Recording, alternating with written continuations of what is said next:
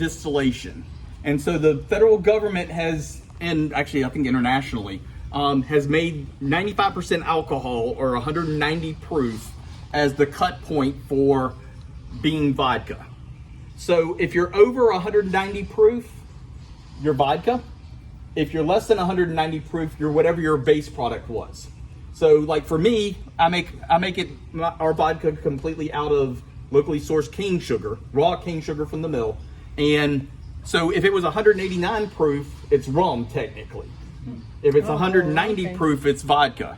You know, the same for so that's why for you grape. do rum and vodka, because they're very closely related. Okay. If it's if you're making a grape-based vodka, if it comes off at 189, it's brandy. If your corn product comes off at 189, it's whiskey.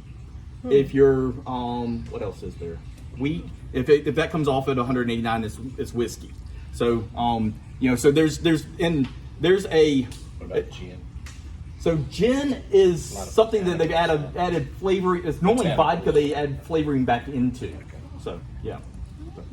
So it's called the Beverage Alcohol Manual, the BAM, from the federal government, and it's a 40-page document on the rules of making alcohol. And I've referenced that all the time because I have to submit every label to the federal government.